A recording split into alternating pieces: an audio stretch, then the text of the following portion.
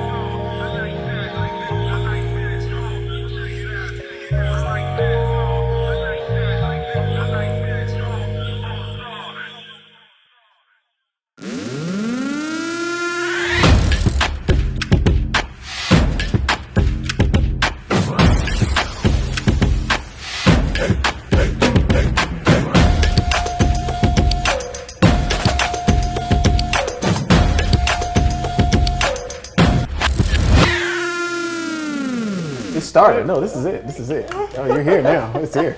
Don't get up. It's okay. This is my eldest child here. My father. Who directs the director. That's what she does. So Gotta keep you on your toes. Okay. So it's Destiny Bailey, is it? Yes. World-renowned film director and filmmaker. Recently out of college. Oh yeah. 4 years of torture. Fun times. I know. So what's been going on? I haven't seen you in a long time. How was the commute? I drove for the first time to DC. Wow. Yeah, I have two. Got two hands. 2 feet. Why not? 2 cars. But yeah, I drove up with Robin. That was pretty good. She kept me company, kept me awake. So, Miss Bailey, what have you been working on since your graduation? Well, immediately after graduation, I haven't really worked on anything. It was kind of like my gap year of just figuring out life after college. But recently, me and my friend from college, who is also a film major, are working on a few features. Mm-hmm. So one of them is a horror film, and the other one is focused on something more serious about depression. It's good. You know, we're going to start a quick little tutorial about production right here. If you notice, you all, when you're dealing with someone in production, they notice everything. She noticed that her bracelet was smacking the chair, so she decided to hold it. See, this is good. You don't always get magical interviews like this. So this is good. I was like, that's noisy. Yeah, I was like, Dion's gonna say something in a second. Let's go, you know. So, when's the last time we seen each other? What were we working on? I think our third 48-hour film. Yeah. The one we had talking about it. Oh my god. The one that we had the second one we did in the pandemic. I think that was the last thing that we worked on. I forget which one that actually was. Yeah, something about. I think it was the one with the fruit. Was the magic fruit. Oh, the magic fruit. Right. I don't remember what it was called though. Yeah, turn people to old people. But we did have the cool credits with the spoon. Did. That was the best part of the film. Sometimes the credits made the whole film. You saved the best for last, you know. I rewatched it just to watch. That's it. It was a perfect moment. It's okay. You know? Yeah. It's okay. You win some, you lose. So anybody that may see the film, watch it backwards. Yes. Watch the credits and then proceed to the movie. So that's good. If I recall, we didn't just do that project. That was for you to graduate. Yeah. Well. I believe. What? Is that your last bit of credits that you needed or something? It probably was. It probably for the internship. Yeah. You kept me up for 48, maybe 96 hours. You up for 48. Yeah, you did. I took control of that. That was a lot. I wrote some of that. I filmed it, and I had to edit that in 48 hours. You did, ladies and gentlemen. This is her. Again, being in the pandemic with not everyone together and making that work. That was cool. We did all that. Everybody was remote, and then trying to figure out how to, do scripts. And I think the BRoll brothers that I edited looked really good together. Even though I think we were in 3 or 4 different locations at the time. Yeah. So to make that look pretty seamless was really good. Yeah. Starring our BCAM and our assistant director, Javon and Brandon. That was like Step Brothers, BET version. In a world. In a world. Two That's the only brothers, part I remember. handsome brothers. You watched this. You watched this a few times. Now it's all coming back to me. Oh man. Okay, maybe you can start at the beginning. You can watch it. It's good stuff. That one you can watch. That one you can watch. That was good. Yeah, I remember. The other one, whatever. I really don't remember the name of that one. It was a weird name because we were irritated with the project. So I think it was like. I don't even remember what the genre or anything was. Was it fantasy? It might have been. I think it was fantasy, and that was the whole trip for us. Yeah, I just remember somebody saying "Grandma's hands." Grandma's hands. That was Des. It was Des. It was a good thing for BRoll because I'm just gonna put it all into this because I'm like, people gonna be like, "What the hell are they talking about?" What is that? Like, Grandma's hands. Yeah. So, Obsidian. Obsidian. Take me through that. What is that about? Ooh, that's a deep film in itself. One, I did that maybe in 2 days with 3 hours each day at like the crack of dawn, like 3 in the morning or something like that. Basically, it was like, you know, the monkey, the 3 monkeys, the monkey, the see no evil, hear no evil, speak no evil. Yeah. So people don't know that there's actually a 4th monkey. So that's pretty much what that film was focusing on the person itself. The 4th one is do no evil. Oh, I was about to say film no evil. Oh, there we go. Okay, do no evil. Yeah, no, the 4th one is do no evil. So it takes this guy, Sydney, through these stages. He's like in a dream stage.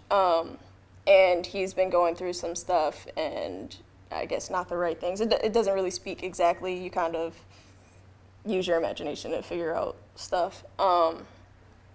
But it takes him through 3 different stages where he meets see no evil, do no evil, speak no evil.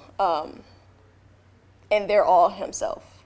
And then there's another character, Obsidian, who is a black shadow, which is also Sydney. The dark side. Yeah. So it's like you never know what, you know. Interesting. Yeah. Yeah, that's pretty deep. I would definitely recommend if it's out to watch. It's good. I think it's on YouTube. Yeah. It's that war within yourself, I guess is the best way to put it. Yeah, absolutely. That's good stuff. So speaking of that, because I've seen that film and I thought it was really good. When it comes to getting into your zone, like getting into your element, like where do you go, like in whatever part of the project, like when you start or just coming up with the idea or even like filming it, like what's your process mentally and spiritually? I guess in the beginning, it's more so just an emotion. Like if I'm feeling like this over exuded like happy emotion, I'm like, oh, maybe I'll write something about like rainbows. I don't know, something just like super happy and like I'm really feeling deeply connected to it. I'll jot down a few notes. I probably won't look at it until like a couple months later, but I'll jot that stuff down. It triggers from any type of emotion really. I can be sad, I can be angry, and I'll write this stuff down. Or I can even see someone else's piece and I'm like, oh, this sparks an idea for such and such that might not have anything to do with their piece, like looking at it, but it connected to me. So I'll write those notes down and then I'll look at them later and compose an actual just like a description of like what the whole film would be. You'll compose like an outline. Yeah. So then I'll do a beat sheet and then I'll go forward with, you know, trying to write down like story before I go into script and what it actually means to me to make it. So kind of all of that before I go. Or like someone else will come to me and like, oh yeah, let's do this. And then I'll have to relate it back to my life. It's usually something somewhere tied into something personal for me. Like even if it's something small and then I exaggerate it in the film, but it's usually somewhere I can connect somehow. So it's kind of I've heard that same methodology when it comes to like people writing music. It's like based on what they're feeling at the moment. If they got something, it works. If it don't, then it don't. Yeah. Like I said, I was me and my friend are working on this film about depression, and I just had like a little movie day for myself, and I was just watching a bunch of random movies, and I had to pause them in the middle of the movie because I just like had an idea for that, like certain things, and it sparked. So I was like, okay, I gotta start typing, and once I start typing, I'll just keep going, and I just won't stop, and I'll be sitting in front of the computer for hours, and like the sun will go down. So it can really just spark out of anywhere, and I'll just keep going. It's hard to stop once you start. And you shouldn't. I just don't. It's like, because sometimes you just get that. You get a burst of you got to run with it. Stop what you're doing, you know. It's like, all right, and just go I need with to it. put this all down. I need to get all of everything that's up here onto the paper. Just spill it out. So, best memory of Casanova Productions. Definitely our first 48. That was hands down the best thing that we've done. The fact that I've never worked with so many people that were actually engaged with film and liked doing what they were doing, and to see everyone actually active was really cool. And that we wrote a film, we filmed it, we edited, you know, we did a lot of tweaks and everything all within that 48 hours, and like I didn't sleep. I didn't sleep at all. I was making sure everything got done. It was so great to work with, you know, to work with everyone. Yeah, it was. Woo, what a trip! I'm so glad. Like, I met so many people, and we like all still stuck together. Yeah. So I mean, it was definitely. I'm ready for the next one. Oh God, the fourth 48. Oh yeah. 48 hours. 48. Oh God, the BRoll brothers too. Let's do it. Last thing, what's next for you? What's the future hold? I hope we can work on more stuff. This was actually your interview. Here you go. All right, let's. Boom. So, I got your resume down here. Yeah, I think we're gonna do that. Yeah, I've actually been. That's been mentioned to me several times. Why don't you call Destiny? I got a call, and then it was like, okay, yeah, we're gonna work together, and then didn't get a call back. Okay. It was like, oh. Yeah, I have my people call your people. Oh yeah. I have that happen again. Yeah, okay, we'll work that out. Cool. You know, so. But yeah, besides us working together, I would also like to, you know, start my own little production company. Well, you already did. I mean, you made a film. It's just, yeah. You just need to name it. It's already established. So that's done. Well, that's it. It's a wrap for me. You have anything else? It's a wrap. No, I need one of those tracksuits, and that's it. You know. I got you. Just take that one off of your body. It's soft. I think the wide shot can pick it up. Let me see. The wide shot pick this up, Teddy. Yep. Can you see this? There you go. Boom. Snatch. Check it out. It's going on sale, $99.99. Casanova Apparel. Check it yeah, out now. I'm trying, you know. Coming to you soon. Yeah, I hand stitched this myself. Oh yeah, that's so good. Last night, sewing. That's nice. You need to teach me. Yeah, it's a gift. That's it. That's funny. That's wrap.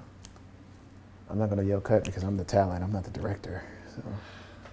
And cut. That's a wrap. It's a wrap. It's a wrap.